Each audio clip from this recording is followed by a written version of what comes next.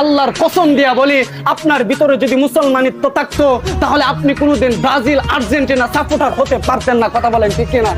মুসলমান একমাত্র পৃথিবীর মধ্যে যদি কোনো দেশের মধ্যে আজান প্রকাশ্যে দেওয়া নিষেধ থাকে সেটা আর্জেন্টিনার দেশের মধ্যে।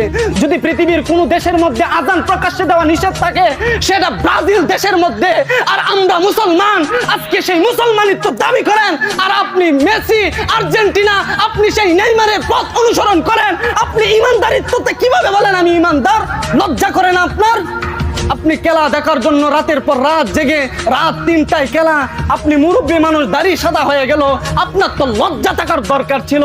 আমার তো মৃত্যু কিছুদিন পরে চলে আসবে, আমি খেলা দেখার জন্য রাত জেগে কিভাবে জেগে থাকি?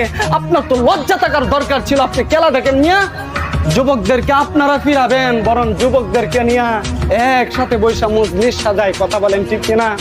মজলিস সাজায়। আমি আফসোস করে বলে যাই, এই বিশ্বকাপ আসছে শুধু মুসলমানদেরকে একটা ফাঁদের মধ্যে ফেলার জন্য।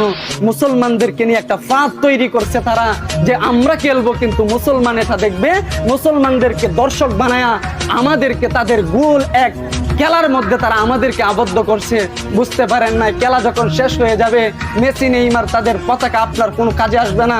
কিন্তু মনে রাখবেন, আপনার ঘরের উপর আর্জেন্টিনার পতাকা থাকার কারণে, মেসি নেইমারের পতাকা থাকার কারণে কিয়ামতের ময়দানে যদি সেই পতাকা একবার বলে রব, এরা আমেরিকার পক্ষে দাঁড়িয়ে যখন ইরানের বিরুদ্ধে যুদ্ধ করেছিলেন তখন মুসলমানদের বিরোধিতা করেছিল, তারা তাদের পতাকা তারা ধারণ করেছিলেন।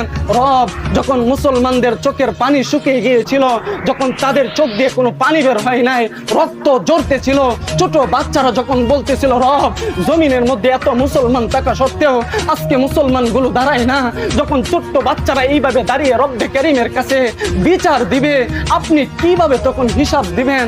আপনার পতাকায় তখন বলে দিবে রব এরা জাহান্নামী, এদেরকে জাহান্নামে দিয়ে দেন। এরা মুসলমান দাবি করেন তো এরা মুসলমান না। আমি আপনাদেরকে দুইটু পায়ে ধরে বলি যে আপনি সাপোর্ট করেন, কিন্তু বুঝে শুনে করিয়েন এরা কারা। আপনি বুঝে শুনে করিয়েন এরা কারা। এরা হিন্দু নাকি বৌদ্ধ নাকি খ্রিস্টান নাকি বৌদ্ধ নাকি নাসারা, এরা কারা? এরা খ্রিস্টান নাকি ইহুদি? আপনি একটু চিন্তা করেন, চিন্তা করার পরে আপনি এদেরকে সাপোর্ট করেন। কারণ আমি আগেই বলছি, মান তাশাব্বাহা বিকওমিন ফাহুয়া মিনহুম।